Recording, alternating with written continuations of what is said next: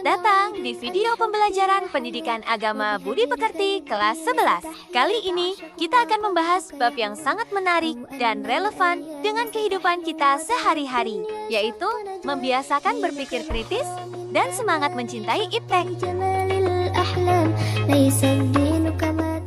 Di bab ini, ada beberapa hal penting yang akan kita pelajari. Pertama, kita akan memahami bagaimana Al-Quran dan hadis mendorong kita untuk selalu berpikir kritis. Kedua, kita akan belajar cara menerapkan semangat mencintai ilmu, pengetahuan dan teknologi iptek sebagai bagian dari perintah agama. Tujuannya, agar kita semua bisa menjadi pribadi yang cerdas, adaptif, dan bermanfaat bagi orang banyak. Oke, langsung aja mulai pembelajarannya. Di buku kita, ada infografis yang menggambarkan sebuah proses penting.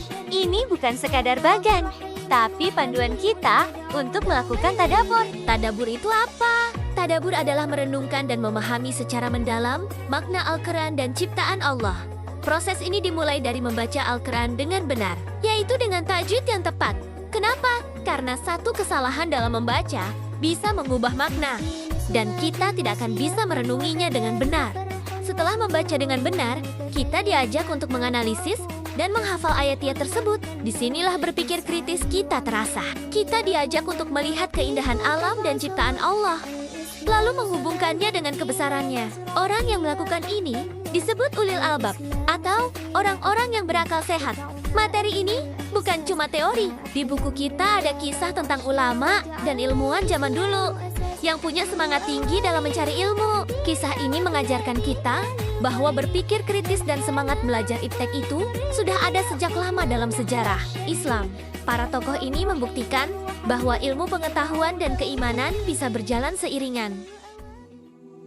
Nah, sekarang mari kita masuk ke inti dari bab ini. Al-Quran dan hadis adalah fondasi utama kita dalam berpikir kritis dan mencintai ilmu. Pertama, QS Ali Imran 3:190-191. Ayat ini mengajak kita untuk merenungkan penciptaan langit dan bumi, serta silih bergantinya malam dan siang. Ayat ini adalah perintah langsung dari Allah untuk menggunakan akal kita. Jangan hanya melihat, tapi juga berpikir tentang kebesaran Allah di setiap ciptaan. Nah, kedua, QS Ar-Rahman 55:33. Ayat ini berbunyi seperti ini.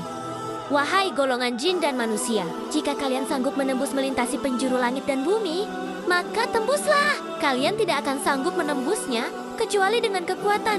Di sini, kata kekuatan diartikan sebagai ilmu pengetahuan dan teknologi. Ayat ini adalah motivasi bagi kita untuk terus belajar dan menguasai iptek. Dan terakhir, hadis yang diriwayatkan oleh Imam Bukhari dan Imam Muslim. Hadis ini mengingatkan kita untuk tidak memikirkan zat Allah, tapi memikirkan ciptaannya. Ini adalah panduan jelas agar kita fokus pada hal yang bisa kita pelajari dan amati, yaitu alam semesta. Materi ini tidak akan lengkap kalau kita tidak menerapkannya. Ada beberapa cara sederhana untuk membiasakan karakter berpikir kritis dan mencintai iptek. Pertama, bijak terhadap informasi. Sebelum membagikan sesuatu di media sosial, biasakan untuk mencari tahu dulu kebenarannya. Apakah ini berita palsu atau hoax? Sikap ini disebut tabayun, dan ini adalah bentuk nyata dari berpikir kritis. Kedua, manfaatkan teknologi untuk kebaikan. Gunakan internet untuk belajar hal-hal baru, membuat konten positif, atau membantu orang lain. Ingat, iptek adalah anugerah dari Allah, jadi kita harus menggunakannya untuk hal-hal yang bermanfaat.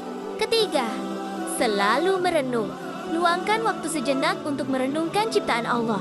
Lihatlah ke langit, amati keindahan alam, atau pikirkan bagaimana sebuah benda bisa bekerja. Dengan begitu, kita akan selalu merasa kagum dan bersyukur, dan keimanan kita akan semakin kuat. Sebagai penutup, mari kita renungkan belajar tentang bab ini. Bukan cuma untuk di kelas, tapi untuk bekal kita di masa depan. Berpikir kritis itu penting agar kita tidak mudah percaya hoax. Dan semangat mencintai iptek itu perlu agar kita bisa terus berkembang. Dengan begitu, kita bisa menjadi pribadi yang cerdas, bijak, dan bermanfaat. Semoga video ini bisa menginspirasi kita semua. Terima kasih sudah menonton. Dan sampai jumpa di video berikutnya. Bye-bye semua. Assalamualaikum.